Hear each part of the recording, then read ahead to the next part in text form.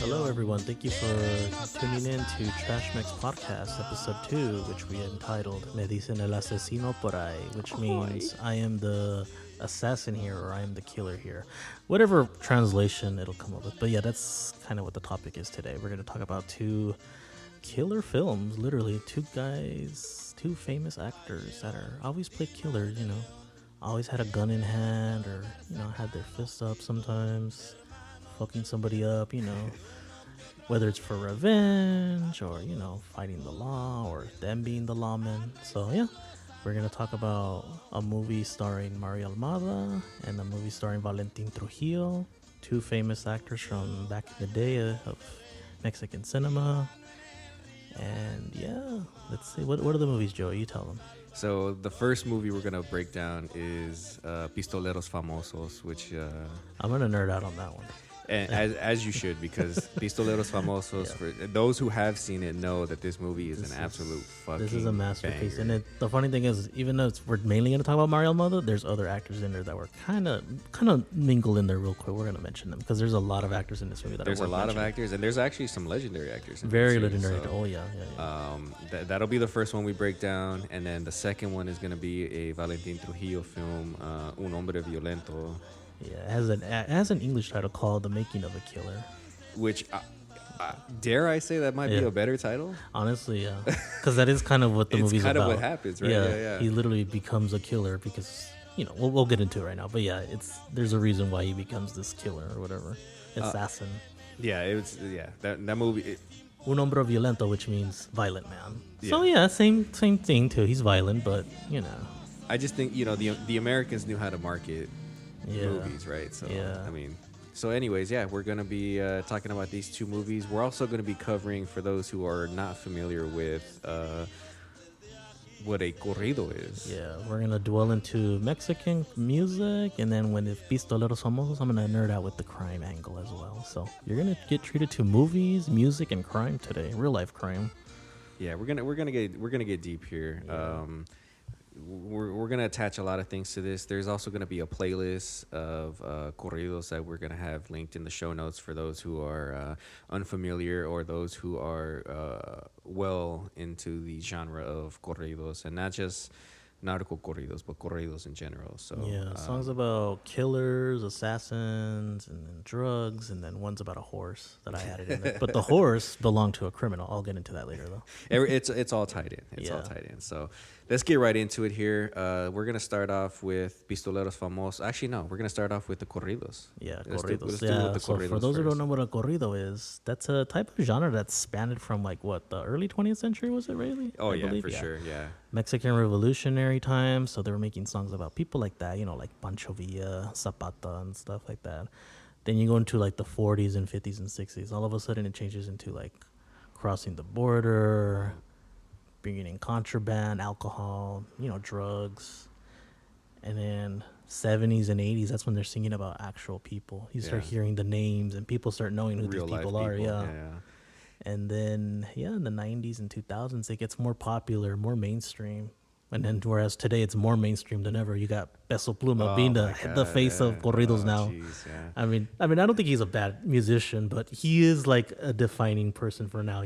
I think we just reached that age where it's all the generation behind us, what the fuck are these fools doing? Yeah. Right? I mean, to me, whatever, they're great musicians and stuff. It's just not a genre that I'm into, right? Yeah.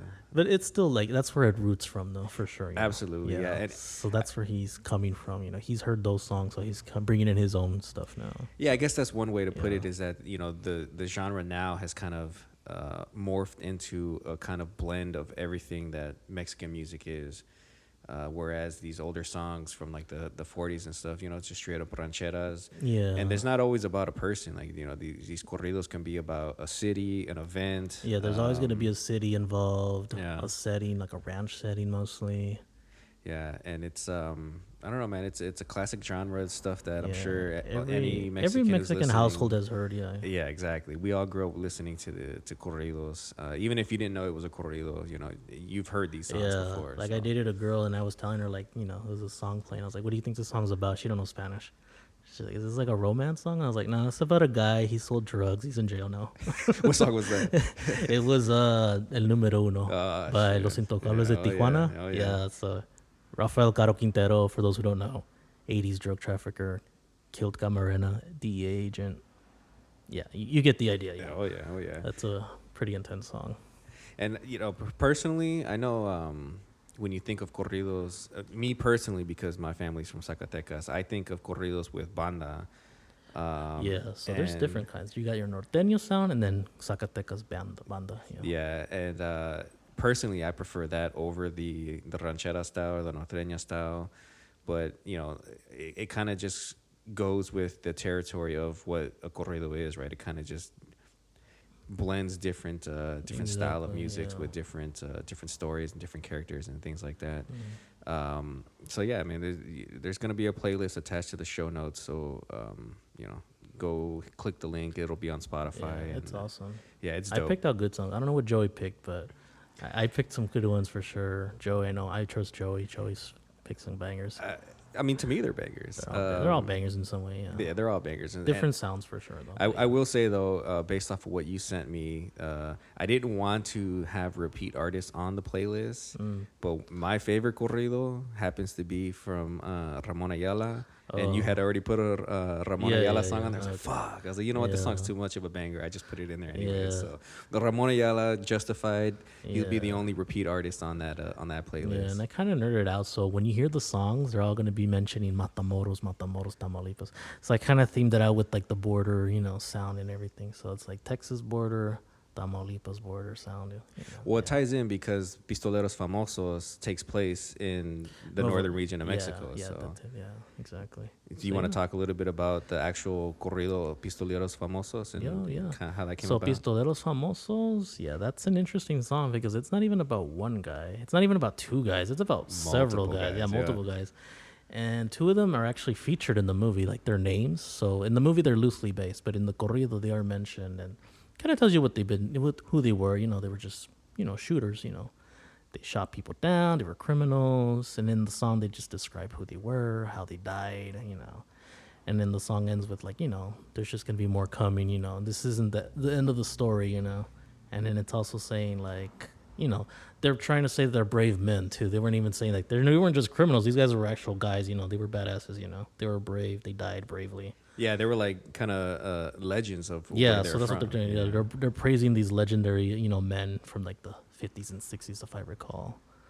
And so, for the people who aren't familiar with this song, the Pistoleros Famosos, who wrote it, who sang it? Because I know it didn't become a popular hit until the second time it was covered, right? Yeah, so it was written by Julian Garza. And for those who don't know who Julian Garza is, he was a very popular composer from back in the day. He was writing a lot of corridos, and he's interesting because he's actually from that same region as well, Nuevo León. And one day it just came to him like, hey, I want to write these songs. So he just started writing these songs about people that he knew about, from over there, which were all, criminals, gunmen, drug traffickers. And in this Pistolero Famosos ones, he writes about all of these guys, in one, And it became very popular from there with Los Cadetes de Linares.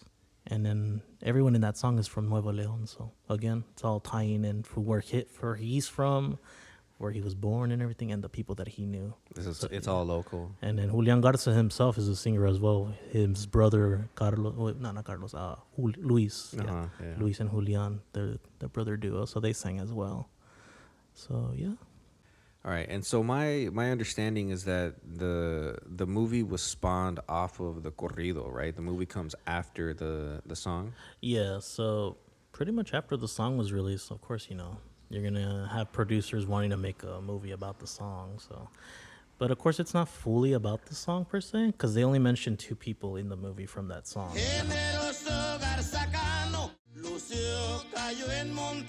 But overall, it's still the same thing, It's like, these guys are legendary gunmen, They made a name for themselves by being who they are, obviously. By working with criminals or them being criminals themselves.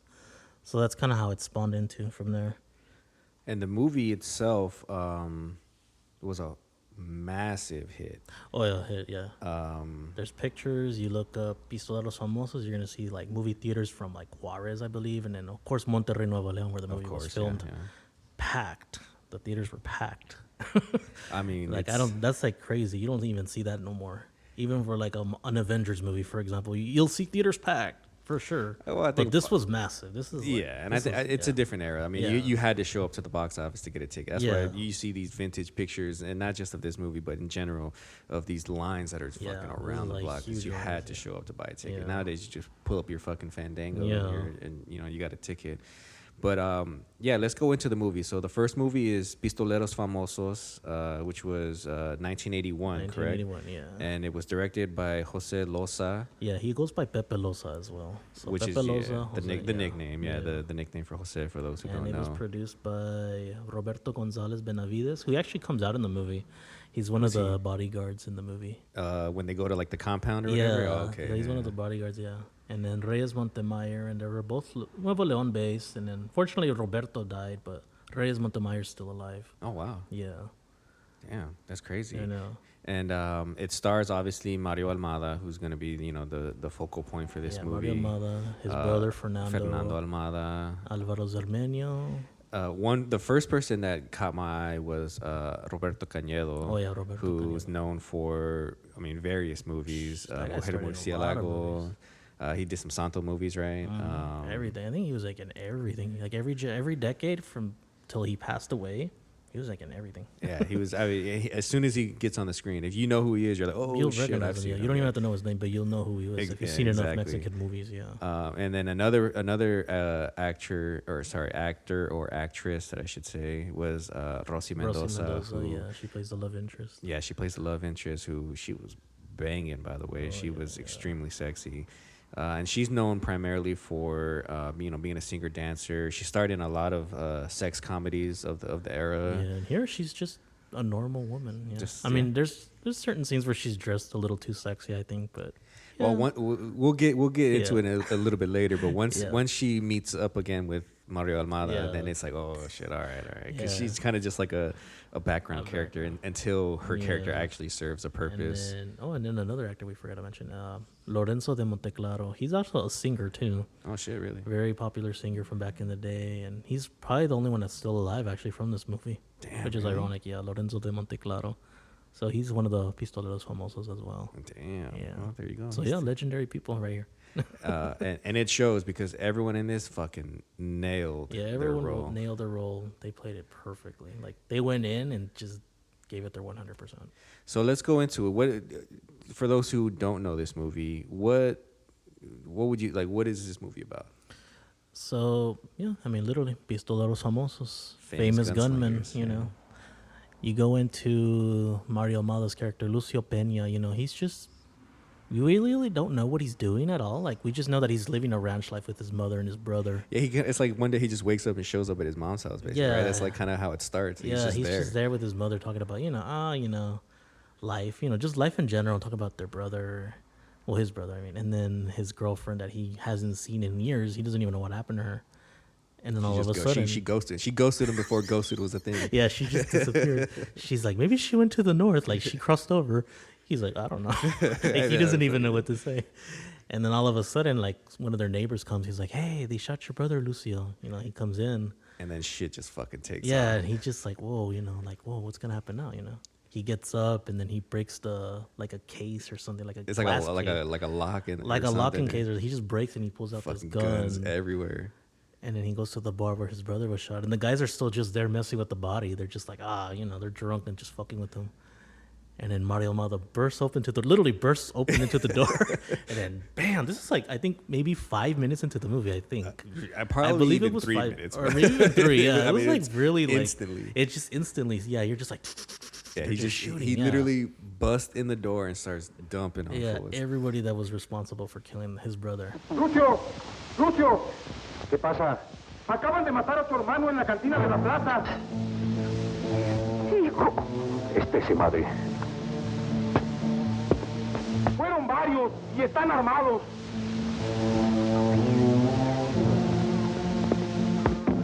Hijo.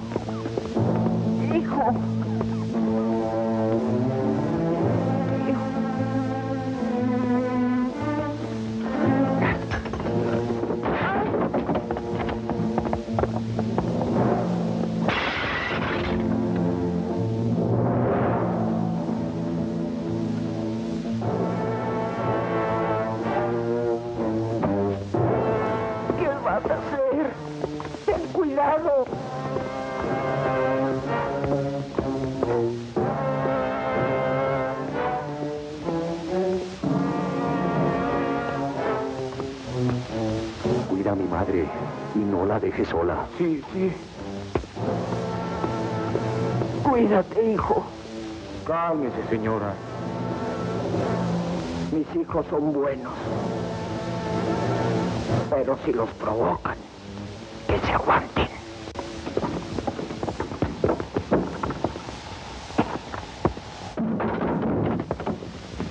¿Qué tanto es un perro menos?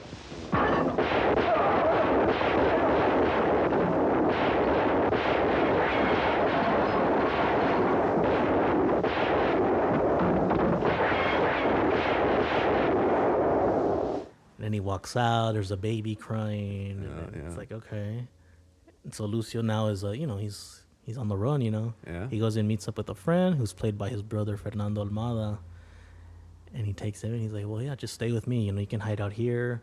Then they meet Lorenzo de Monteclaro's character. I think his name is Coyote or something like that. Yeah, Coyote. Yeah, it was Coyote, yeah. So he meets up with those two and he starts working with them. Basically, they're just hired gunmen, for this criminal. It's kind of funny. Well, not funny, but it's it starts off so fast, and then he goes, and there's no real introduction to Fernando Almada's character, Zeferino. It just happens to just walk into this ranch, and he's just like, "Hey, what's up, fool? Yeah, like, come hang out." And then he just tells him what happened. I'll take care of your mom and all this shit. Yeah. And then Coyote shows up, and it's like, well, who the hell is this guy? And he's over here they get into this little confrontation. Yeah, it was funny. I actually wrote down one of the clip or one of the words that he says to him. He was like, "This is Mario Almada talking." He goes, "Grande, solo Dios y mi madre." Yeah, and then just God and my mother. Those are the only two people in my life. Yeah, the two people in my life that are big, not you. Yeah. ¿Dónde está tu patrón? Yo no tengo patrón. Entonces, ¿qué haces ahí? ¿Te importa mucho? Por lo que veo, tú no conoces a la gente grande. Grande. Solo Dios y mi madre. And it kind of just takes off from there. 'Cause, I mean, obviously Mario Almada goes in and starts blasting fools, but once he meets up with Coyote and Zeferino, that's kind of when the whole story starts to kind of take place. Yeah. So now they're hired gunmen. They're hired to steal trucks and shit like that, and can kill people too. Yeah, they were transporting something from Rio Grande to Monterrey. Yeah. And I mean, the version of the movie that I saw was so kind of cloudy and shit, so I couldn't really hear what was in the truck.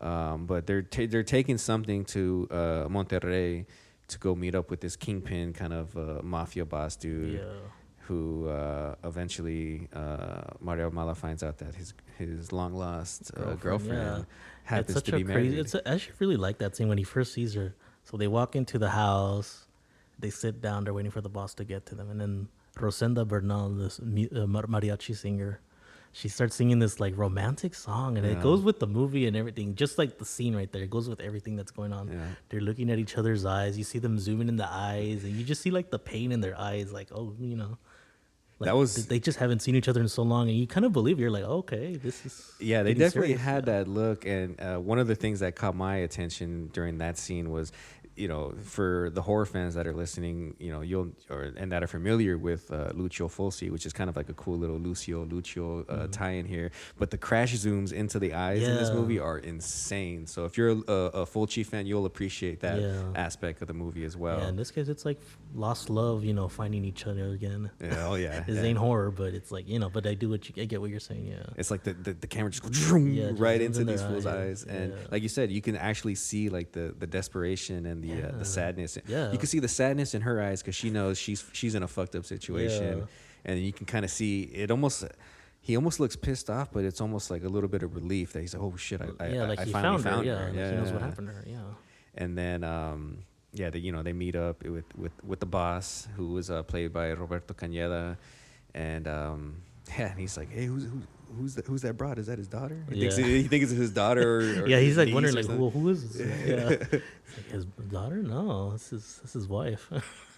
And that kind of sets. That's kind of like the midpoint of the movie. Kind of the turning point is when they meet up, because right after that, Zeferino, Fernando Almada, and Coyote, they're both kind of like, hey, what's up with you, fool? Like, they noticed that he was kind of starting to act a little strange. And that's kind of the turning point, because right from there up, that point moving forward is when he starts sneaking around with her. Yeah, he starts meeting with her. Her name's Myra in the movie. Yeah, so he's like hanging out with Myra and so forth. And then after that, we meet a new character, I guess you could say, in the movie, the fourth Pistolero. He was probably my favorite character. He's my favorite. So he's named Generoso Garzagano, and he's actually based on a real guy. Yeah, he's part of the song. He's part of the song. Lucio Peña, Mario Mado's character, and then Zermeño's character, Generoso Garzagano. So they have that guy. So when they introduce him, they're like, they need like another guy to handle the job of killing someone. They're like, well, who do we know? And then they just go to this bar. And you just see Zermeño right there, his character, and it also just drunk, typical crying, Mexican guy, right? He's just crying about a woman, and then he starts saying how he fears of women because they're a symbolism of death for him. He even starts describing how a woman is and its death. He starts describing death as a woman, basically. ¿Sí qué? ¿No qué? ¿No me crees? Yo te digo la verdad. La muerte no es una vieja blanca, como dice. No. Es joven y bonita. Como mi Teresita.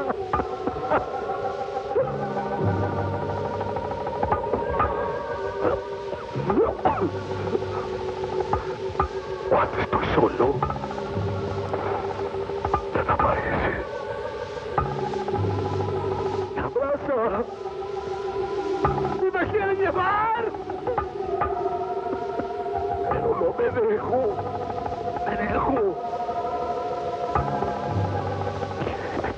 Cuerpo, todito mi cuerpo, llevarme con ella.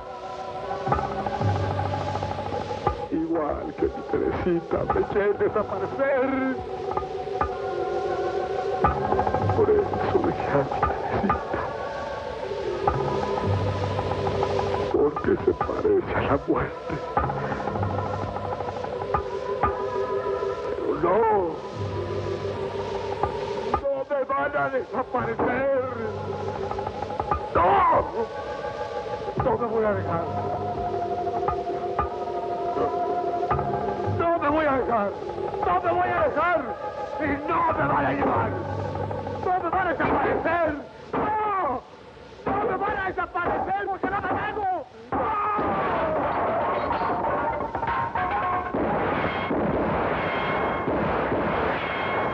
Yeah, he's foreshadowing his future. He's basically is foreshadowing his future, yeah. And that's kind of why I think he was the best character, because he kind of had this vision that a beautiful woman was like, when he met this beautiful woman or a beautiful woman, was kind of be like his downfall. So he's kind of expecting it the whole time. Yeah. And he starts kind of lashing out a little bit. He's kind of like the crazy one, kind of, Yeah. And it kind of adds like a little bit of a superstitious vibe to this. For sure, yeah. And then of course he's the most brutal character of all because he's the one that has the experience of killing people. Yeah, when he goes to finalize the hit that they hired him for, fucking sick. Yeah. Rolls up on this fool and the guy's like, no, don't kill me. Yeah, he just has no mercy. Yeah, he just does it and that's it. Yeah.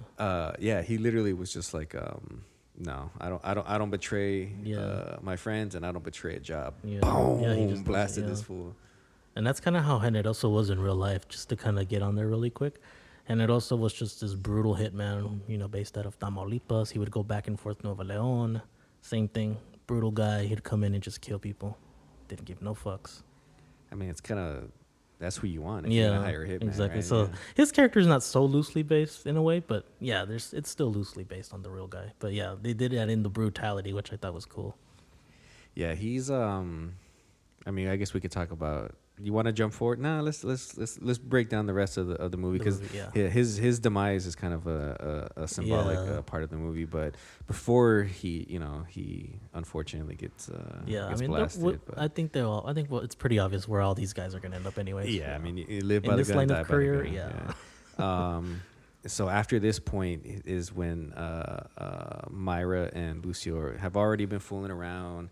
But she gets caught. She gets caught by the henchman. Yeah, she gets caught by the henchman. And he tries to blackmail her for, I forgot how many dollar or how much pesos he wanted. And he's like, or you can lay him, or I can be in your bed. He also insinuates like maybe you can sleep with her too. Yeah.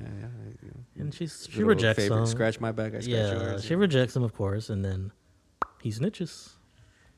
And that's kind of what a bitch, man. Yeah. He got what he deserved, honestly, because he's trying to extort sex out of her. Yeah. Beautiful woman, but I mean, come on. Yeah, you're not gonna take Lucio's girl. He was never gonna there. happen. Yeah. So after that, that's when Myra runs away with Lucio. Well, first, that's when Lucio plans to take her from the crime boss. Yeah, it's like the final stand, right? I'm finally gonna take you. You're mine. Yeah. We're moving out of here. We're gonna go start our life. Yeah. Again. So he meets up with his guys and has like, hey, I want to take Myra with me. I want to marry her. Like, all right, let's do it. And then Coyote's like, hey, there's a party. Let's go. Fuck all that shit. Let's go party real quick. So this is the thing, though. So they go to this party, and it's probably one of the most memorable scenes of the movie. It's very iconic scene, too. It's very iconic, and I think you've made a post about it, like the actual clip of them driving up and coming. People love that clip, too. It's fucking sick. If you haven't seen the clip, go to the Trash Mix. It's even Instagram. on YouTube. It's on YouTube. It's everywhere. It's everywhere. But even on Facebook, somebody more than likely has it up too. Fucking sick. These fools literally roll up. The doors open. Mm-hmm. These fools come out, pimped up suit. You guys know the suit. The same suit your Theo's rocking at your bautizo. It's like. And then Los Cadetes de Linares are in there. They're probably one of the most popular norteño groups ever, straight up. Oh yeah, absolutely. I mean, if they're not the number one, they're in the top 3 for if sure. you've heard Mexican music or anywhere playing, more than likely you heard a Cadete song playing. Absolutely. So they're playing El Asesino, which is kind of an appropriate song, I guess, for these guys. Oh yeah, for sure. Which is El Asesino, which means the killer or the assassin. And in that song, basically it's just about this guy. He caught his wife cheating on him. He kills her. And then he knows he's going to have to go to jail for it, for the crime he did. But before he goes and turns himself in, because he says it in the song, he's going to turn himself in. He's going to take whatever sentencing they give him. But he wants to get revenge on the guy that was with his wife. I mean, so he goes and looks for him. And I don't know about your opinion, but he says, abrirle su corazón, which means open his heart. I don't know what do you think that meant for you? Abrirle su corazón. Like, I kept thinking, is he going to shoot him in the heart? Is he going to pluck his heart out? I don't know. I mean, there's so many ways you can think of it. I would imagine that he's trying to say, like, this is everything I have left, right? Or everything you have left. And it's do or die. This is the point. This is the point. It's over. I don't know. Every time I heard that song, I'm like, what is he talking? I just have these bad thoughts in my head. I'm like, there's probably some other thing he's talking about when he says that part. But yeah, so it's a pretty interesting song because it's again about an assassin. Same thing, kind of like these guys are. And then when they're singing that song, they zoom into them all. And they're just like listening to the song, and then they're just like nodding, like like agreeing to it. Well, Coyote's trying to dance with like every girl in the party. He's right after that song's over, so everyone's all serious in that scene when they're singing, and then once they're done with Asesino, that's when they start playing like a little, like a little dance song. Yeah, I have it written down here. El Tejanito. Yeah, El Tejanito. Yeah, so they start dancing. Coyote doesn't get to dance with anybody, but and it also like gets lucky. Chicks, and it also is like he doesn't even say anything. He just like moves around. He's like telling the girl, like, do you want to dance? Like he's just like moving his hands around. She's like, oh, you want to dance? Yeah, let's dance. Yeah, it's a good scene. And then right after, the cops come, trying to arrest them, trying to bust them, or maybe the crime busted the cops. I don't remember exactly. Do you remember? I don't recall was it? I think they were already kind of already in trouble. Yeah, like they were already under watch. Yeah. I mean, it's maybe I forgot. I don't think he either way, but yeah, they come in, trying to get these guys, and of course they fight their way out. They go to the crime boss's house. Another gun battle. Oh yeah, baby! You can't have the word pistoleros in the title and not have gunfights. And Lucio's there. He's like, "I'm here for Myra," and she leaves him. She tells him like, "I don't want to be with you." She tells her, her husband, and he doesn't even stop her. He's just like, "Fuck." Yeah, get the fuck out of here. He feels defeated. Which is kind of crazy for like a high-ranking boss like that. Yeah, You know, El Jefe, if at you that will. point, he's just like, fuck, go. Like, Yeah, he's like, get out. I'll find someone better. Which Yeah, obviously won't something, because she yeah. was fine. But, oh yeah, she looked good in that movie. and then this is like the start of the final act. You know, this is the turning point.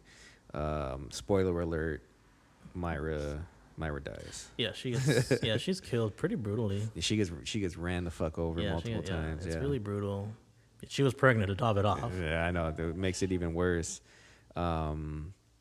And it's kind of crazy because when it happens, it's like I don't remember were they at a party or something? Or maybe he was just sleeping or something. She was sleeping, yeah. Yeah, and then you know, they wake this fool up and like, hey, you know, he's under the impression that Coyote dies, so he's not even aware that the love of his life is dead. Yeah. And when he finds out, oh fuck. Of course, you know, they gotta get revenge. I mean, that's the whole point, right? That's how it all sets up.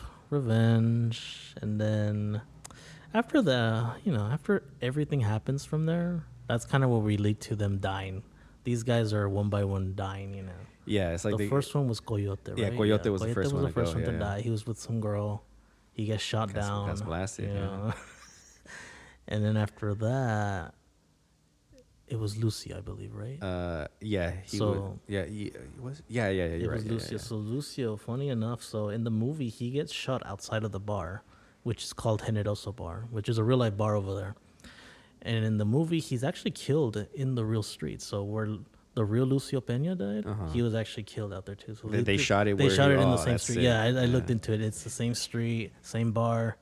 Yeah, he was killed right outside of the bar. And in the movie, they do the same thing. He's shot outside the bar as well. Yeah, and it was pretty brutal. He got blasted in the back of the head, like execution style. Just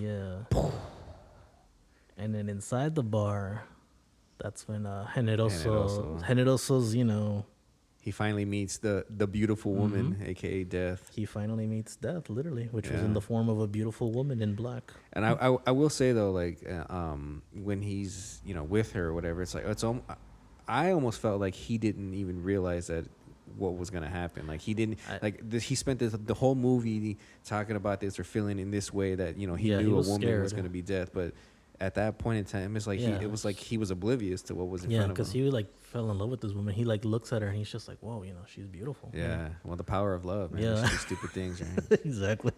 Forget that fools are gonna roll up on you and blast you. Yeah. So he dies because of the woman, and Lucio dies. I mean, he pretty much had nothing left at that point. I mean, yeah, that was it. Zeferino was the only one that survives. Yeah, he's the one that survives, but then at the end, he's arrested.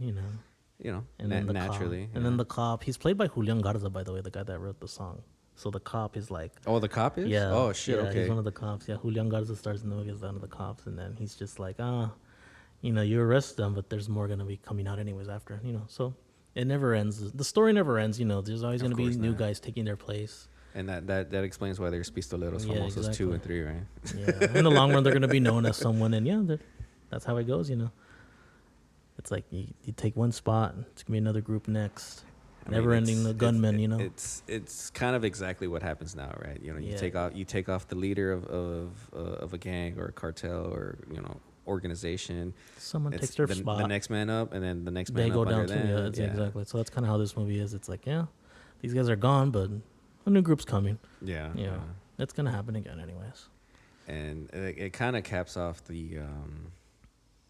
I guess the whole moral of the story, right? It's like you can't kill a legend, you can't kill a myth, right? You can't kill folklore, and that's kind of the reason why a corrido was written to begin with. You want to keep it in the zeitgeist of the community. Yeah, make them remember who they were. Yeah.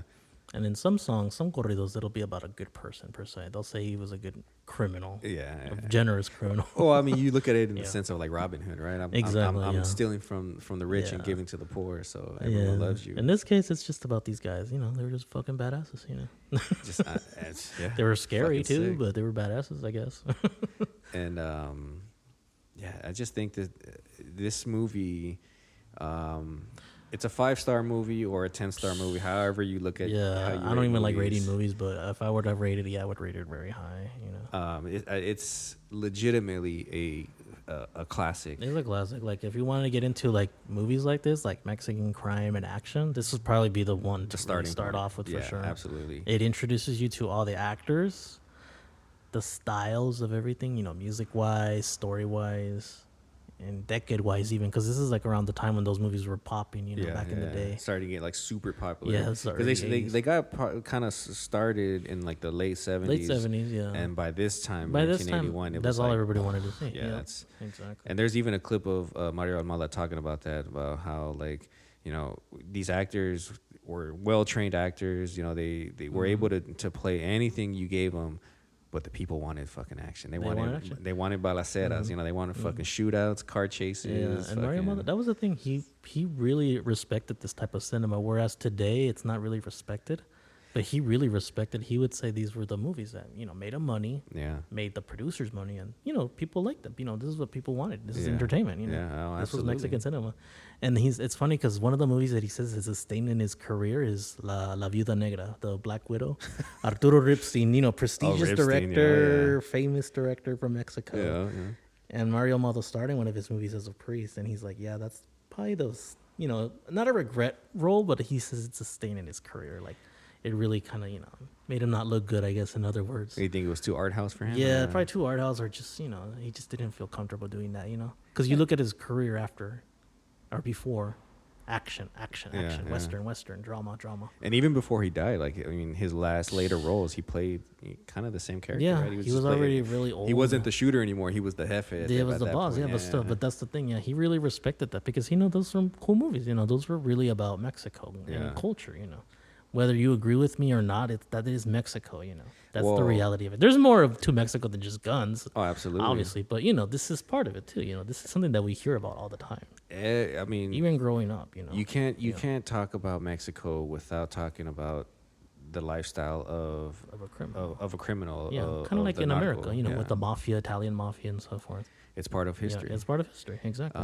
You know, it's unfortunate that, you know, Mexico gets such a bad rap with this kind of era of crime and how outlandish it's gotten compared to you know, the 60s and 70s. These fools are out here with fucking Black Hawk helicopters and shit now, but you know, in drones. Yeah, I mean, fucking crazy. But you know, like you said, it's a part of Mexico. There, unfortunately, you can't all over deny the world it. Too. That's the thing. It's not even just there; it's everywhere. And you can't in Mexico. You can't deny it because I would, you know, I don't like to tell this story, but I actually I did get stopped by the narco fools. Yeah, I think I might have told you in private.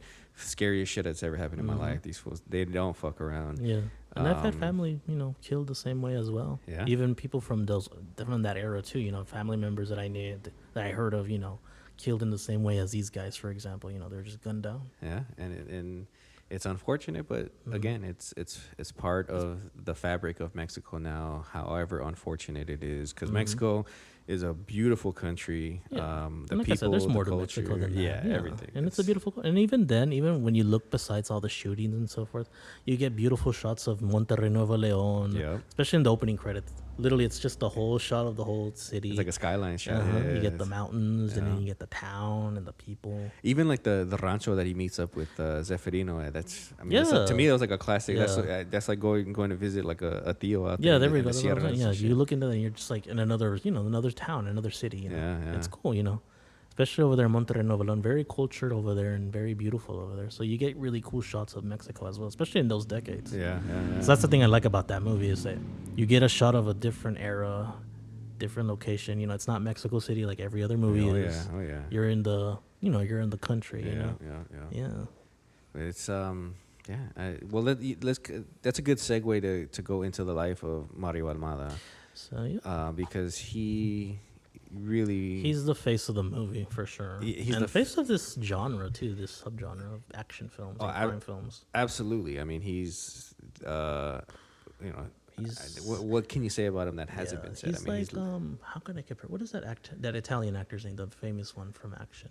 I think you're talking about Mauricio Merli. Yeah, Mauricio Merli. Yeah, so Italian actor and came in all those Italian crime films. So when I think of those movies, similar. Yeah, so similar in that tone as well. So when I think of Italian crime, I think of that guy Mauricio. When I think of Mexican action cinema, crime cinema, Mario Almada. Yeah, that's the face right there, basically.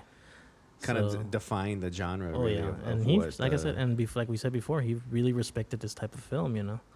Well, yeah, I mean, it's the same thing with the Eurocrime movies, too. Like, they treated them with respect. And at a certain point, you got to give the people what they want to watch, right? Exactly. You can't just force feed them something that you want to make. Yeah. People want to see fucking car chases and shootouts and you know, explosions. Based on these popular songs that were playing on the radios and so forth. Yeah. Let's get into it. Mario Almada, man. He was born in Huatabamambo, Sonora. Hopefully I said it right. And funny enough, he didn't want to be an actor. That's right. He said he was into agriculture and went to college. Yeah, and shit. he went to college in Jalisco, and then that's where he met his wife too. By the way, in Guadalajara. Yeah, the love of his life, like he says. So it was around the 60s, I believe. Yeah, him and his brothers, three brothers, they were running like a nightclub in Mexico City, and then after the club got shut down or they closed it, I forgot. Fernando was like, I'm gonna produce a movie, come with me for Mario. Mario was like, nah, I'm gonna just go back home. He's like, no, come on, just help me produce the movie, And then sure enough, what was the movie called that they made? It was 1965. The movie was called Nido de Águilas. Yeah, Nido de Águilas. Which was directed by Vicente Orona. Yeah, so that was their first movie. Which kind of it was a western. It was a western, like spaghetti so western. That's kind of how they started. Yeah, it was westerns. And then they did a movie called Jinetes de la Bruja. Yeah. And Bruno Rey was supposed to play, I forgot what the character's name, but he got injured. And Mario Almada stepped in, basically. Took the spot. He didn't want to take the spot, but they told him, like, hey, you got like a good persona, be on the camera, And he's like, okay, I'll try it out. And yeah, he liked it. He ended up really liking it, And then even like people that were behind the scenes were like, wow, he's really good, He looks great. Yeah, so that's kind of in interviews and stuff. People talk about that he had this. He had the face for one, and he also had the voice. The voice. Yeah, which is. And when you hear his voice, immediately. You already know who he is. Yeah, you see his face, immediately. Y desde que apareció en la pantalla, la gente dijo, ah, caray, qué rostro tiene ese señor. Va a ser un gran artista, va a ser una persona que va a llegar muy lejos. Lo mismo lo dijeron los productores, porque realmente Mario tiene ese don que solamente Dios lo da. Un rostro que pueda ser bueno, que puede ser asesino, que puede ser policía, que puede ser cura, puede ser todos los personajes, y ya los ha hecho. And yeah, that's kind of how he started. And then him and his brother did Todo por Nada, another great Western. That's a great movie. Have you seen it, Joe? I haven't seen that one. No. You need to see it. It's I'll watch great. that one. It's a great one, yeah. And that one, Mario Almada is all out. And you'd think he's already an actor by then, but this is like, he's barely starting still. It's like his fourth movie. But he's right here fucking using a whip and shit. He's shooting guns. He's like this tough guy out for revenge with his brother. He's really good. And then he won a Diosa de Plata, which is like an Academy Award over there for Best New Actor, I believe. Oh, shit. So even then, see, he was already like starting out really good in his career. And then from there, more Westerns, action, crime, dramas, the artsy film. I like that movie, but he doesn't like it. That's what I noticed in the interview. He's kind of like, it was a stain in my career. It's probably because he just wasn't used to playing that type of role. He just wanted to fucking shoot fools up. And, he was just like, it was a stain in my career. So yeah, after that, just everything was just action, drama. And up until he died, until the very day he died. Which was, 2016, right? Mm-hmm. Yeah, he's already like close to 100, He could have lived to 100 and he probably would have still been acting. Because even though he was all fragile and old, he was still wanting to star in these movies. If the people want him, man. Yeah, you got to give the people... That's one thing I've grown at this point in my... my fandom of movies. I don't want to say cinephilia. I don't even know if that's a word, but but at this point, it's like I don't. Sometimes I don't give a fuck about the subject. I just want to be entertained, man. Give me what I want to watch, and if it's a fucking 96-year-old Mario Almada movie, fucking give it to me, dude. You gotta watch Todo por Nada. Classic movie. And I remember thinking, like, when I first got into that movie, I was like, maybe it's not gonna be that great. It's probably gonna be all right. When I watched it, I was like, oh, yeah, this is great. This is like defining. He even said it himself. That's probably one of his most defining films. Damn. Not only because it started him, his career right there, but it's just like a really good movie. Yeah, it's really cool. So he was very into these action films. And then probably like around the 90s. He was starting in low budget stuff. Not so great movies, honestly. But that's not his fault either. That That's isn't just even his fault. the fault of the Mexican movie industry. Yeah. But even then, he was still working in them, and he was still doing pretty good. Yeah. And of course, when you have his name plastered on a bad movie, people are gonna want to buy it or rent it, whatever. Yeah. So and then he also comes out in El Infierno, which is from 2010, I believe, or 2011. Was it 2010? Yeah, I think you're right. 2010. Yeah. Another that's a movie, that's a classic too. Yeah, I think. that's a movie about people like this, criminals, drug traffickers, and he comes out in that movie as well, a cameo, as a criminal. I remember watching that before a rendezvous event. We were at the Hyperion Tavern. Before anyone got there, we're like, fuck it, just put this shit on. It was me. Shout out to Jaime and Fonz. We were sitting there watching that shit. Yeah. And then immediately went into, I think it was Conquest or something. I don't remember what the movie was. But classic, dude, classic. Yeah. And Mario Almada, he is the most prolific Mexican actor. Oh, absolutely. And has the most credits. It's a Guinness World Record too, apparently. The most credits of all time, right? Most credits, yeah. I mean, I could say there's probably other actors, maybe, but he's the one that's known for it. Yeah. That's what's so funny, though, because I remember before, back in the day, it was just kind of a running joke. It's like, he started so many movies. but it got to the point where the joke became a reality. It's like, no, it's actually on the Guinness World Records. He's actually credited. He, in an interview, he said something around 500 credits, which I don't know if that's true.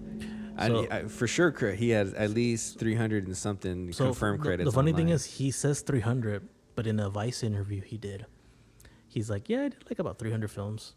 But the stuff from videos, straight to videos, probably like 1,000. So he's only counting like stuff that was shot on film, like 35 and 16. Yeah, fuck that. Like 300 fuck films, direct to video shit. But the straight to video stuff, like 1,000. I don't know.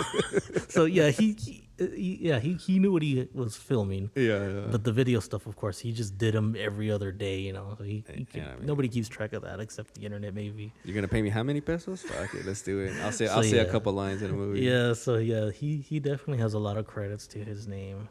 His brother too, Fernando. By the way, we can't forget a friend. Oh no, absolutely. Fernando's the same way as well. He's younger than him. He's a little bit younger. Yeah, he's more younger than him. Yeah. You could tell he doesn't have the same charisma as Mario, but he has like his own like kind of stoic. He has his own persona. Yeah. He's also very memorable. I like Fernando too. Like both of them are just, to me, they're the same. Mario's more defining, obviously, but Fernando's still very legendary too. It's one of those. It's like what's his name? Bill Murray and his brother, right? It's like Bill Murray's Bill Murray, and then his brother's like, well, I mean, he's cool, you know, but he, yeah, exactly, yeah. But no, so that's the funny thing is that both of them started off, very small in film, and then they just expanded. Mario, especially, just because he never wanted to be an actor. Yeah. Fernando was the one that wanted to be the actor and producer. Mario was like, I'll just be behind the scenes. And then somehow he ended up in front of the camera, and there we are. Became a legend in his own. There it is. That's how legends are born, right? Exactly. Yeah. It's just doing something on a whim. Yeah. Mario Almada has been nominated for the Ariel Awards, right? Multiple times, yeah. Which is very prestigious. Mm-hmm. And his first movie, first leading role, he won a fucking award. I mean, there you go. So Best new actor. Mario Almada, book it. Mm-hmm. Greatest actor of Mexican cinema of all time. And then funny thing is, the most famous actor or actress in Mexico is Maria Felix. People know Maria Felix. Yeah. It turns out that's his cousin. Oh, shit, is it really? I didn't even know that. Yeah, that's his cousin. Oh, shit. Mm-hmm. That's his cousin. Not a lot of people know that, or they kind of don't remember that. But yeah, that's technically his cousin. She's like a relative of his dad's or something. And yeah, he's met her before, like even before they both became famous. But never really acknowledged each other, never really talked. It wasn't until he won the first Diosa is when she went up to him and was like, oh, congrats, cousin, or something like that. He's like, what? He's just like, what? Yeah, somos parientes. Yeah, it caught him by surprise. Yeah, so Maria Felix is his cousin technically. And I thought that was interesting. I was like, oh, wow, these two really famous, popular actors, they're related. That's crazy. I would have never thought that. Mind blowing. You blew my mind right now. Yeah, Maria Felix, the one that you see plastered all over the internet. Yeah. And on those like terrible Tumblr posts from back in the day. Yeah. So when I think of Mexican cinema, people think of Maria Felix for sure. She's cool. Yeah. Oh, absolutely. She's very beautiful actor, wonderful and talented. But me, Mario Almada. That's Mexican cinema right there. Face for me, Mario Almada. Book it. You heard it here. Armando says Mario Almada is the face of Mexico. Someone's gonna be like, no, he's not. Yeah, he's talking crazy. Yeah, you if you want to argue, just don't. We don't want to hear. Just DM me. I mean, I'll probably not read your message, but if you want to tell me otherwise, that's fine. Don't message me because I will ignore it. Yeah, but yeah, when I think of Mexican cinema, honestly, Mario Almada. I mean, when I grew up, growing up as a kid, that's all I ever really saw when I came to Mexican cinema. Yeah. Mario Almada. I'm sure that when you started your journey into the Mexican movies, I'm sure Mario Almada was kind of like the starting point, yeah. right? Yeah. I was probably like 5 years old or maybe 6. I still remember. I was really, really little. Walking into the living room, my dad's watching La Banda del Carro Rojo. Very popular movie, by the way. Very popular movie. I'm One sure of his most we'll cover it iconic at some films. point. Yeah, most iconic films ever. The first scene I remember was him pulling out a gun from the trunk of the car. He's like loading it. He's like... And I'm like, who's this guy? I was like very like, who's this guy with the glasses, sunglasses, and hat and gun? And I remember watching the movie. I was like, oh, this is great. One of those early memories was Mario Almada on the TV. It's one of those things where like growing up, his movies were just on TV all the time. Yeah, you turn on 22 and guaranteed he's gonna pop up at some 62, point. 34, 52. Yeah, he's there. And we kind of touched about it. Well, you in passing you said something about it the last episode about how he's kind of like the Charles Bronson of Mexican. He's very much like a Charles Bronson. Very much the Charles Bronson of Mexican cinema. Probably, I mean, obviously more prolific to Mexican cinema than Charles Bronson was to American cinema, but very much character-wise was an equivalent, just an absolute badass. If you like Charles Bronson movies and you haven't seen a Mario Almada movie, you're gonna like them. Yeah, for sure. Oh yeah, for sure. And Pistoleros Famosos is an accessible movie, so if you're not familiar with this movie and want to watch it, you can watch it. It's online. It's online. It's on the Internet Archive. It's on YouTube. It's streaming on Picardía Nacional. It's there. Yeah, you just have to really search for it, and it's there. It's highly rated on my end. You already know. Yeah, I know. I love that movie. Funny enough, where we're recording right now, I have the poster with me. That's how nerdy I am. I brought the poster with me. I brought the you original motherfuckers can't see it, but it's here. But it's there. Yeah. That's how nerdy I am. It's here to bring the spirit of Lucio into this recording. And with that, I guess we can move on to the second one because Mario Almada is part of the second movie that we're covering here. And then the other guy, he's also the face of Mexican cinema. At least for me, anyway. He's another face, very big face of Mexican cinema for me. Yeah. And it's none other than Valentin Trujillo. Absolute classic. If you don't know Valentin Trujillo, I'm sure you probably have seen him without even knowing you've seen him because you have a logo with... Yeah, so one of the Trash Mech logos, it's his face, literally. It's probably one of his most iconic, drawings, too. Yeah. Because it's in other, they took that art and put it in other stuff, too, over the years. And it's from a movie called Ratas de la Ciudad. And without nerding out over that movie, let's just say that's one of my favorite movies ever. With good Mexican reason. cinema-wise. Yeah. Yeah, so that's a Valentin Trujillo movie. And, from that art, he's holding a rifle or a gun. Really cool. His eyes and everything. It's drawn really good, because that's how he looks. You know? And, I mean, if you go to my Instagram, you go to, anything Trash Mix related, you've seen the face. Yeah, it's... And if you grew up, watching these movies, Valentin Trujillo as much as Mario Almada. He's like the second generation Mario Almada. Mm-hmm, basically, yeah. Around the same time, he was starring in these movies. He was very young, though. He was probably in his 20s. Around there when he started getting bigger. Getting bigger, yeah. He was very young, and he moves into action from there. Well, perfect. I think that's a good segue onto the next movie that we're gonna be discussing here, which is Un Hombre Violento, which I saw 2 different release dates on this, so maybe you know which one is correct. I saw 1984 and 1986. So more than likely, I think in this case, it's going to be 84 it was filmed. And then so filmed in 84, but released. And then released until 86. When you kind of look at the time, especially in the movie, it looks like it was shot more earlier than its release. That's kind of how it is with these movies. They get shot very early, and then it takes them months and sometimes even years to release for whatever reason. Censorship or production, stuff like that. Okay, and so this one is directed by none other than Valentin Trujillo. Directorial debut, by the way. Yeah, his very that's right. first movie. His first As a director director, credit. yeah. Obviously stars Valentin Trujillo, but it also stars Mario Almada as the protagonist. No, not the protagonist, the antagonist. The antagonist, yeah. Which is rare when you think about it, because Mario Almada. When you think of Mario Almada, he's like the hero of a movie. Yeah.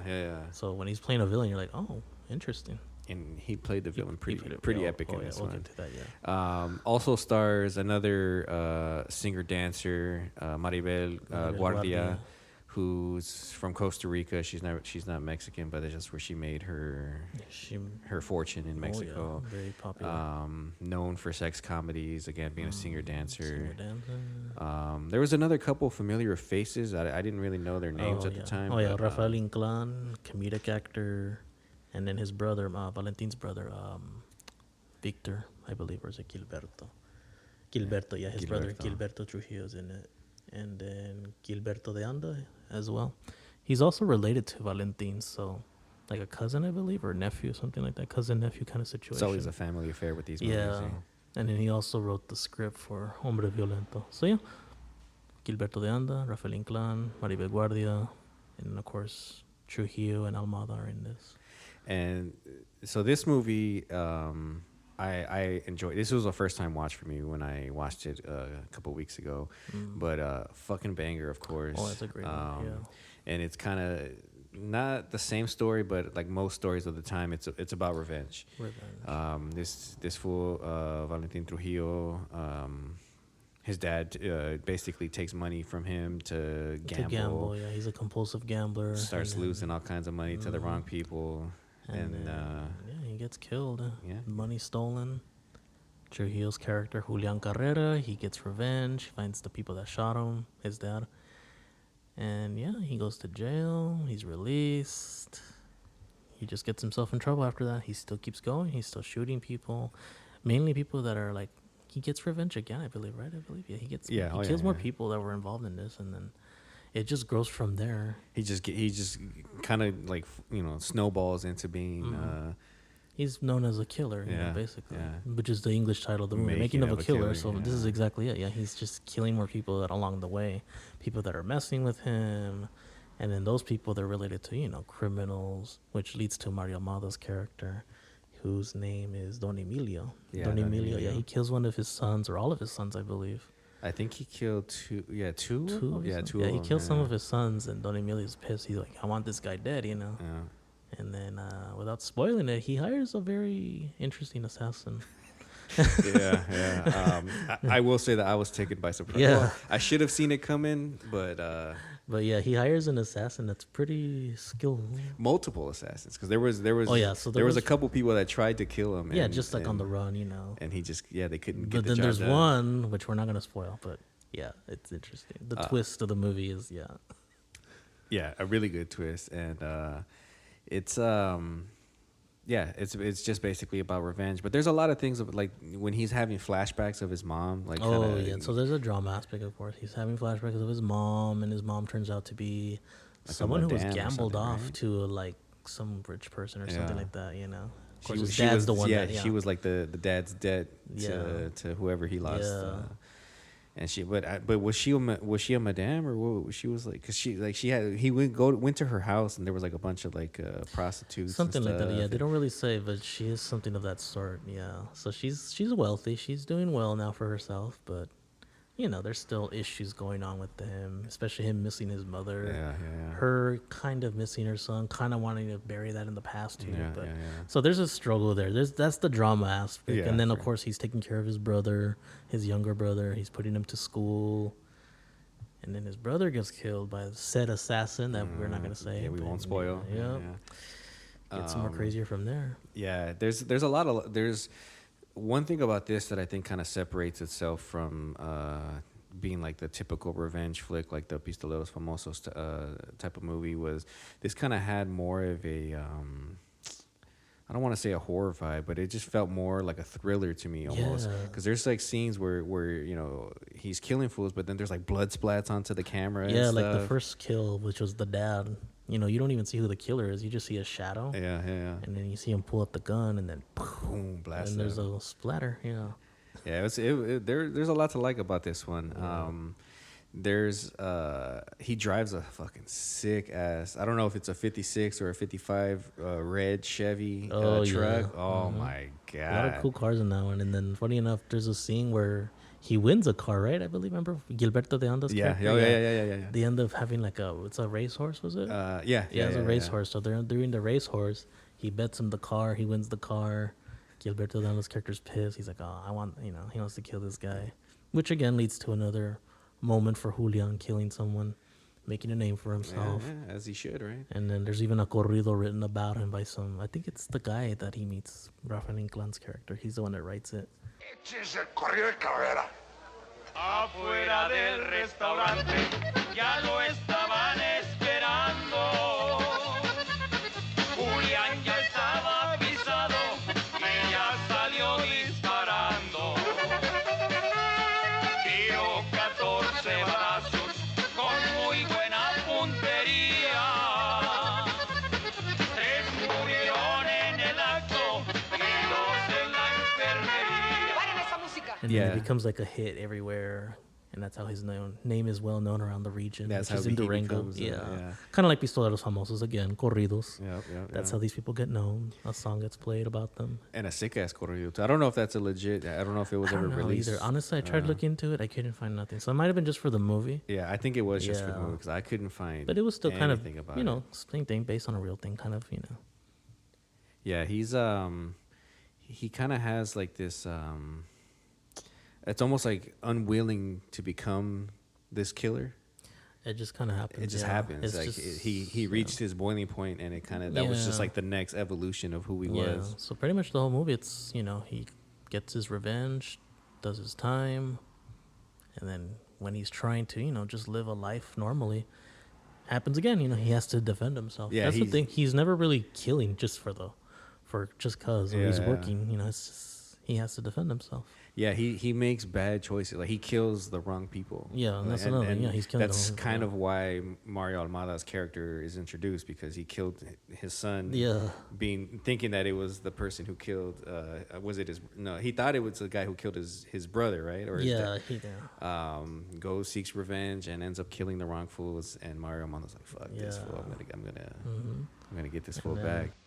Mis hijos. No puede ser. Mis hijos. ¿Quién es ese hombre? ¿Quién es ese hombre? Es Julián Carrera, el mismo que mató a su hermano Isidro. Pero, ¿por qué conmigo? Si nosotros no le hemos hecho nada. Don Emilio, hay que vengar a sus hijos y a su hermano. Eso no se puede quedar así. Lo quiero muerto. ¿Me oíste? Quiero a Julián Carrera muerto. Then there's a final showdown with Mario Almada's character. He's also in a wheelchair, by the way. So he's in a wheelchair, but he's still really like hard as nails. He's like mean.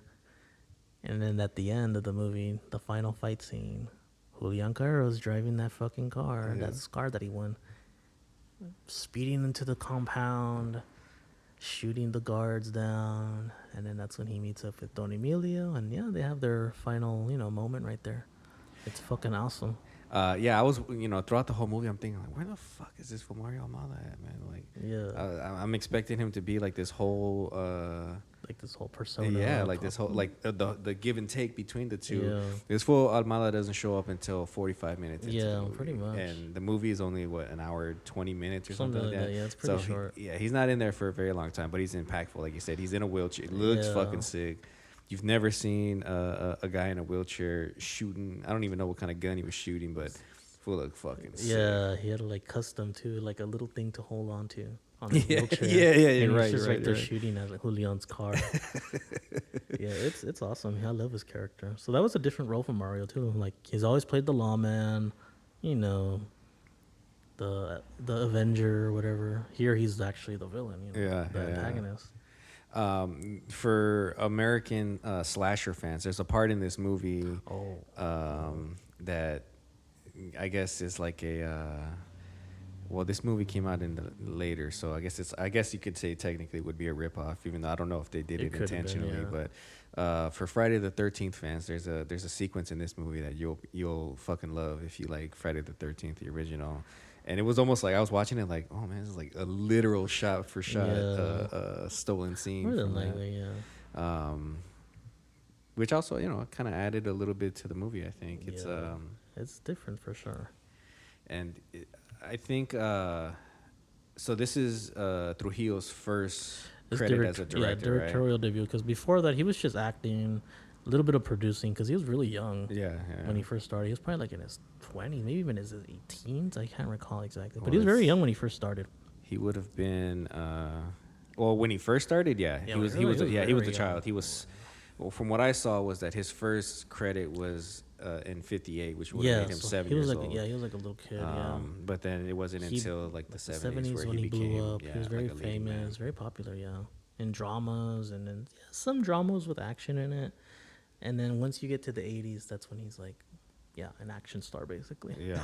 And it all began with this movie, Un Hombre Violento, which is pretty sick. It's available on YouTube, which is where I saw it. Very, very good quality. Yeah, it's out there. Yeah, it's no subtitles, so it's not English friendly for those who don't speak. There is an English dub, which is called The Making of a Killer. I've seen it. It's kind of weird. It's probably whack. The dubbing's pretty weird. Yeah, it's a little weird. That was the copy that I watched for this review, just because I had it there. I was like, let me put this on, and I just like, this is kind of weird. They got the dialogue right at least. Well, I mean, that's always a plus. And that's kind of what the thing too is. Later on in his career, Trujillo, he was licensing his movies that he produced and directed from his own company, and they were releasing them in English, dubs, Spanish. Were these released on DVD? Yeah, there's around DVD. Like English friendly. Not on English friendly DVDs. No, it was only VHS. This was like in the 80s and then like 90s. Damn. So you'll see movies. Like you'll see like this one from Korea on VHS. Oh, shit. Obviously in the United States, it's in English.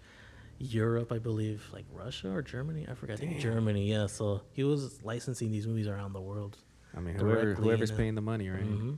So I'm sure people have seen it at some point. If you're listening, you might have seen a VHS like through the foreign market or whatever. So they were there. So now today it's just YouTube and DVDs, but those DVDs sell for a lot. I look online like on eBay, people do buy them still. That's the crazy part. I'll look at the sold listings. I think the last one was like $100. It was just some cheap DVD too. It was like a Walmart $5 DVD originally. It's so probably a DVD-R, not even a real DVD. Yeah, I know. You never know, right? Yeah. So it's just funny though, because these movies do sell still. Because obviously he's still very popular. These movies are great. Well, Hombre Violento, for example. You think of who's going to fucking Walmart or Big Lot to grocery shop. It's our fucking tias and abuelas and shit. So they're like, oh fuck it, Valentin Trujillo. That was the market back in the day. I find it interesting that this fool, he didn't really live a long life either. He died fairly young, right? Yeah, he was like 54, I believe, something like that. Yeah, he was very young. He didn't really live a long life like Mario did. But even then, he still worked a lot, throughout his whole life and career. Movie after movie after movie. Same thing. All these movies shot on film, and then he did videos, just like Almada. And what would you say? Like, how would you compare this fool to Mario Almada as far as legacy? Well, they're different, obviously, from age range and decade-wise, But they both did start primarily, like near the, late 60s, early 70s. Mm-hmm.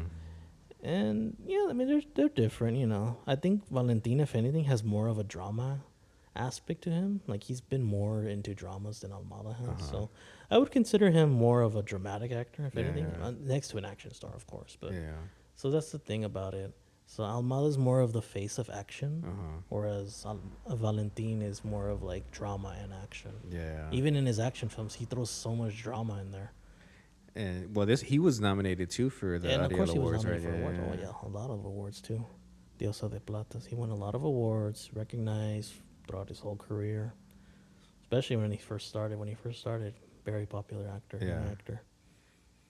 So what do you think? You think Almada and Trujillo are like the two cornerstones of what Trash Max tries to represent? They're the faces. I mean, the podcast face, Almada. You see him there. Fernando next to him, his brother, by the way. And then, Trash Max in general began because of Trujillo. Ratas de la Ciudad, that was the movie that started it for me, you know. I remember that movie when I was 20 years old. I'm 34. It's been there since, you know. I saw that movie when I was 7. And it only led to more curiosity of what else did Valentin do. And I believe this is probably like the 3rd movie I caught on to after. Because I only saw this movie until way later on in my life.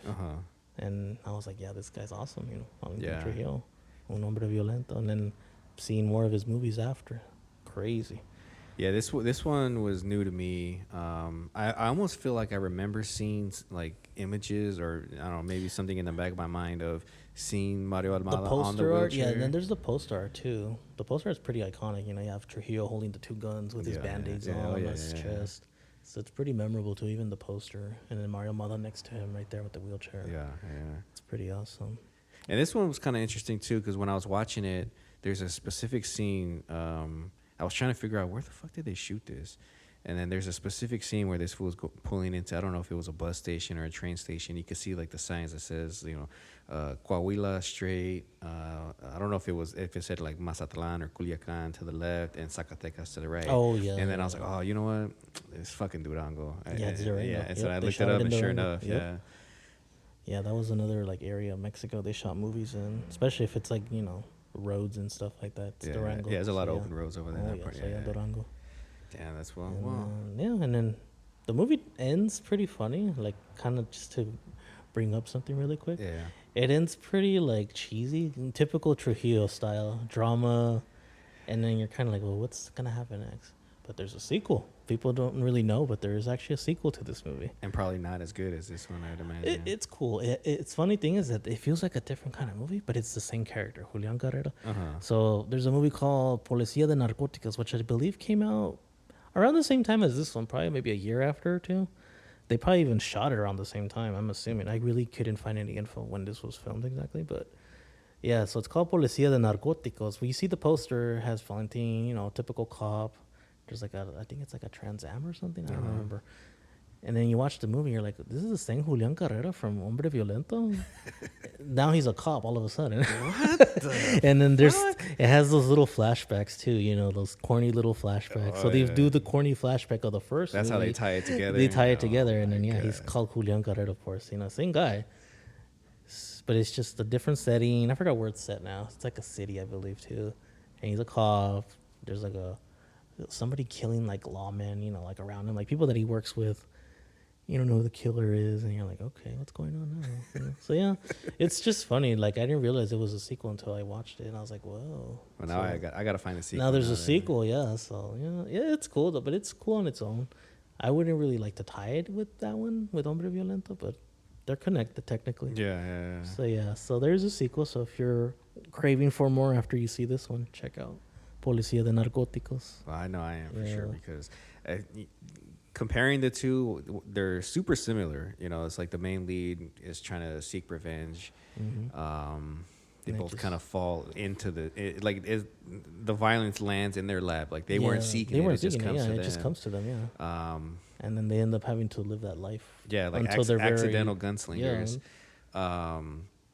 But I do think that Pistoleros Famosos is probably the better movie, I would say. It would be the better movie. It's not to say Hombre Violento is bad. It's not bad. It's not bad at all, movie. Yeah. And I know we kind of didn't go into as much detail with this movie as we did the Pistoleros Famosos, but it's kind of on purpose because, like we said, that twist in the movie, if we give that away, it kind of ruins the whole... The only thing I'm going to say is you're going to be in for a really good surprise. Yeah. Oh, yeah. And then when the brother's killed, it's crazy. Yeah, that's kind of when shit hits the fan right there. Yeah, it hits really bad. Both accessible. If you don't speak Spanish, I don't know, bust out your Duolingo or something and watch it, because if you find the English copy of Hombre Violento, that'd be good too. Yeah. Or maybe, I don't know, maybe there's an SRT file online somewhere that someone. Never know. I just didn't even look for one. Yeah, but, I don't know. Maybe. But yeah, so seek both of these movies out. They're fucking fantastic. Both Mario Almada and Valentin Trujillo are classics. Classic Mexican action stars, dramatic actors. They're great actors. Legendary. People need to praise them more. Like, especially, the film scene over there. You look at the film scene in Mexico, they're only praising, again, Maria Felix, people that, But it's like, oh, when I think of Mexican cinema, I think of Mario Almada. I think of Valentin Trujillo. That's kind of what I told my parents one time. I was like, when I think of Mexican cinema, I think of them. They're like, yeah, us too. I mean, that's what we saw, you know, on TV all the time, or when we go to the theater. That's what was playing. Yeah. And those were cool movies. Those are the ones that we remember. Yeah. We don't remember Maria Felix. We don't remember Ripstein or whatever his name is. They don't even know Arturo Ripstein. They're like, who's yeah. Ripstein? They did an Arturo Ripstein like retrospect at the American Cinematheque. Yeah, that's cool. Don't get me wrong. Yeah. It was great. That's good. Yeah, I went to quite a few of the shows. They weren't packed by any means, but great movies for sure. Just a complete different style. Different style, yeah. But, you know, these movies are good, too. They deserve some kind of retrospect as well, which is something that I kind of did last year with Mike Aguirre with the Frida Cinema. Yeah, that's at right. the Festival de Trash Mix. So that's kind of what I wanted when I did that. I was like, well, I kind of want to throw Almada in there. Yeah, you know? I had to throw in that Almada. fucking movie was Yeah, and we showed El badass, Fiscal de Hierro, which is a movie that we're Fucking definitely going to have to sick. dig into one of these days. Yeah, we'll do an episode on that. There's multiple of those ones too, so maybe we can do a whole Probably episode the of the whole episode series. before, yeah. But yeah, I wanted to show a movie, and I was like, well, I'm going to show Fiscal de Hierro. And yeah, people that saw it, they liked it. And these are like non-Spanish speakers. Keep in mind that people told me, they're like, I actually really liked that. That was cool. And that's kind of the thing, right? I think part of the issue is that no one is really re-releasing these movies. No one is restoring them. So there's no real access to it, especially if you don't have a VCR and don't speak Spanish. Vinegar Syndrome, I know we talked about them last episode. You know, they're kind of delving into the Mexican world. Mexican cinema. And hopefully they start releasing a whole lot more, and not just the horror stuff, but go into these kind of action narco corrido movies. And hopefully these episodes kind of steer people into hopefully digging for these movies and enjoying them, because like you said, there's a lot to enjoy. They're not just shootout movies. There's a lot to be said. Yeah, especially if you're just an action film buff. Like, there's people that like dwell into action films. They want to see movies from around the world. Like, there's this guy from China, this young guy, he would hit me up. He's like, oh, I really like these Almada movies. And it's like, you know, I just caught me by surprise, because, you know, it's like, oh. I mean, Hong Kong has some of the greatest action movies. Yeah, but he also wants to see, you know, films from other countries, and he got interested in Mexican cinema, and he likes Almada movies. So I was like, yeah, you know, check these out. And I told him about Pistoleros Famosos, and hopefully he saw it. I never heard back from him about that one, but if he did, I'd imagine he liked it. You know? Yeah. And, you know, if you're into Eurocrime, for example, Eurocrime's a big thing. You know, people love Eurocrime. So if you're into Eurocrime, you're gonna like, you know, this stuff too. Yeah, I think the Eurocrime stuff is more adjacent to these movies than like the Hong Kong action cinemas. For sure. So yeah, I mean, if you're into those, then you're gonna really appreciate these. You're gonna get into these big time. Oh, absolutely. And you know, as far as this episode goes, you know, we're kind of winding down here, but just wanted to remind you guys that, you know, we will have a Spotify playlist. Oh yeah. With a bunch of corrido songs on there that, you know, was selected by this fool Armando and myself. That's going to be linked into the show notes. So hopefully you guys will delve into that and kind of put these together with the movies and kind of start seeking more out. It's not an extensive list at all. It's only 20 songs, 10 songs each. Yeah. Kind of just to kind of give you an idea of what corridos are, and then what kind of these movies are based off of. Yeah, exactly. Which is, again, lawmen or criminals. Yeah. And one song, like I told you all, it's a racehorse. But this racehorse, I'm gonna nerd out for a little bit. Yeah, let's this racehorse was Toro Prieto. That's what he's called. Toro Prieto, which means the dark bull. The dark bull, yeah. This was actually owned by a big-time criminal from Matamoros, Tamaulipas. His name was Juan Enguerra. He was the founder of the Gulf Cartel. And this is like a guy that goes back way into the 40s or the 30s, you know, when, you know, they were smuggling alcohol and drugs and stuff like that, you know, just stolen goods. And yeah, they made a song about his horse because he really loved that horse, you know. And it's a good corrido. I mean, I like it. I don't know if you heard it, Joey. But yeah. It's cool because it's just about the horse, you know. But they mentioned Juan's name in there. I was like, oh, this is his song. This is his song. This is his horse. It's probably the safe way of making a corrido, you know, because fools are getting blasted for making corridos. So you know, we're doing about the horse, not about the horse, not about Juan. But Juan loved that horse so much. Yeah, he loved that horse. So obviously they're gonna have to write a song about the horse, you know, because that horse won him fortunes, you know, in races. There's a picture of him. I remember when he had a restaurant. It was called Piedras Negras, I believe, in Matamoros. you'd go in there and you just see pictures of the horse. Shit. The table was carved of the horse. Like, he was very obsessed with that horse. You know, that horse was his gold. You know, his I baby. mean, name a ranchero that doesn't love their horse. You know, Yeah, you couldn't do it. So that's another example of a corrido. Corrido is not always going to be about a criminal, a lawman, or whatever. It's going to be about a horse. Yeah. About an animal that they really respect, or just anything really, you know. Well, you know, just to... Or even cars, you know. Yeah. You know, you got songs about trucks and stuff. I put one on the mix. There's a one about the state that my family is from in Mexico. It's called El Zacatecas. Okay.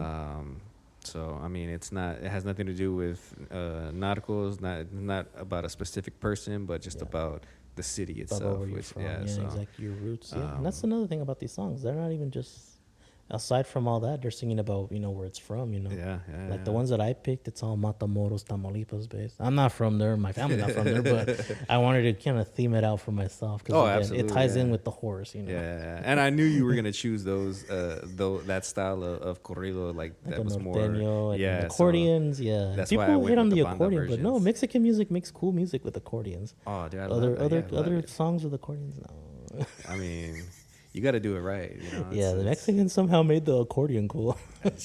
when you start talking about drug dealers and gunslingers, and you have the accordion, but I mean, you gotta make it on. catchy and fun, and then so that's what these songs are about. And there's one called El Centenario, That fucking banger song about a real guy. His name was, I forgot his name, something Quintero, but yeah, he was a well-known drug trafficker from the 90s. He was Santa Ana based. He would come back between Tijuana and so forth.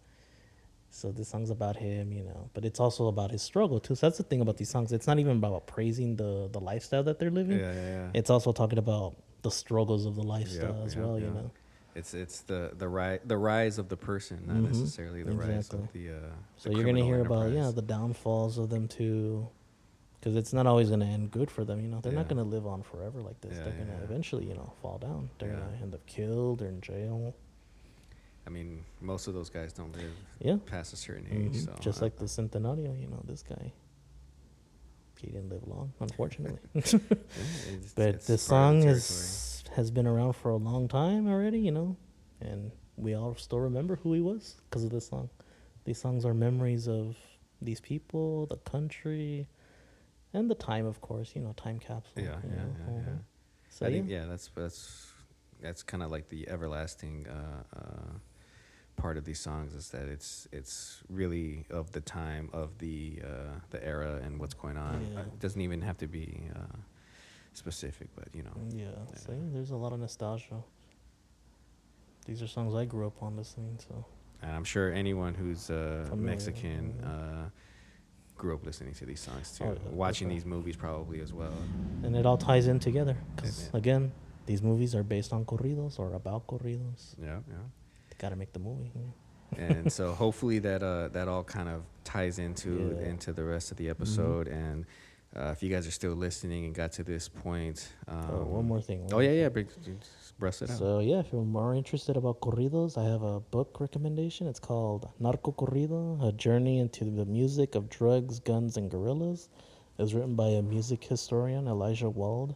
Really awesome book. Talks about, you know, people that wrote these songs and so forth. He went all around Mexico meeting all these writers and composers of these songs, musicians. It's really awesome. Of course, there's mention of Pistoleros Famosos in there with Julian Garza, the composer. So so if you're at a library or bookstore, look for this book. Buy it or steal it. Elijah Wald. It's awesome. And with that, I guess we'll end it here. And what's gonna be next? You know, we've been talking about what episode 3 is going to be. We have quite a few different topics that we're going to touch. So haven't solidified it yet, but it could possibly be a lucha episode. It could be a horror episode. It could be another kind of famous actor that chose to spend a lot of his time in Mexico after a successful career in Europe. We just don't. We don't know yet. Keep your eyes peeled. It's we'll pick something. Obviously, this is going to be a good one that you're listening to now. Next one's going to be good as well. It's only going to get better. You're going to get into a lot of Mexican cinema that a lot of people never heard of, or maybe have barely heard of. You know. And it's hopefully it's piquing all of your interest. Yeah, and because the first episode was great. People were like, "Wow, I didn't even know there was Mexican porn." Yeah, that's So that opened a lot of eyes, and I hope this opens eyes with Mexican action and crime. yeah. And I guess the difference with these and the pornos is that these ones are accessible. Oh yeah, much Stop more. asking me for the yeah. porno, Oh guys. yeah, on Letterboxd. Yeah. You already know I'm not gonna message you. I'm not gonna open the message. No, it's not gonna happen. But so. anyways, but yeah. So hopefully this gets you all into getting into these action crime films, looking into Mexican music, corridos, and have a broader mind of Mexican culture in general. Not just what you see or hear. It's like no, like there's more to what you already see or hear. Yeah, and that's kind of once again the main focus of what the podcast is trying to do. Anyways, we're trying to spread the gospel, man. Spread the gospel. Yeah. Of Mario Almada, the face of Mexican cinema. Someone's gonna get mad when I say that. Watch, they're gonna be like, It's not him. It's not him. Like to me, it is. Just because I grew up watching him. It Trujillo, is. same thing. It is, and They're the face. you can debate it, but your debate is wrong. Again, my messages are open. As always, hit us up on trashmaxpodcast at gmail.com, or you can find us online on Instagram as Trashmax, or I go by Cheddar Brown. Trashmax.com. I'll be posting more reviews on there. I've been lagging it there lately, but I got like 3 reviews coming. So if you're interested in reading some stuff, go ahead and go there. Scour the website too. You guys can ask for certain episodes to be made. If you guys read something on the Trashmax website and you want a full episode breakdown, ask for it. We'll put it into the line. We got a couple guests lined up too to join us and talk about more movies and stuff. Yeah, we have guest ideas already in mind, so if you're trying to invite yourself, probably not. But we're open to hearing you out anyway, so But we got some good stuff coming, guys. Thanks again for listening. And also big shout out to the Fold Line Poster Company. That's right, the Fold Line Poster Company. We're right here in Long Beach recording our episode. Shout out to Hope. And she also has a promotion for y'all. Give it a listen. Yeah, she's offering a good promo, so stay and listen to the promo after this, and you will get the discount code. You will get the discount. You gotta listen to get the discount code. You can't, you don't get it for nothing. So. Yeah, see. And with that, we're moving on. See you later. See you guys on episode 3, guys. Próximamente estrenaremos Masacre. 3 cazadores muertos y 2 desaparecidos en filo de caballo. Aseguran que se trata de un oso. El que llegue a matar al oso será el ganador. En esta ocasión no va a haber apuesta. Se trata de demostrarle al pueblo quién es el mejor. Éntrale, Nacho. Tú bien sabes que no nos van a ganar. ¿A qué sitio van de cacería? Pues vamos aquí a filo de caballo. El problema no es la distancia, muchachita, sino cómo salir de ahí. Bueno, no sé, no le entiendo. No sabemos de qué está usted hablando. Nosotros solamente vamos de cacería. Háganme caso, muchachitos. Ustedes no van a una cacería normal.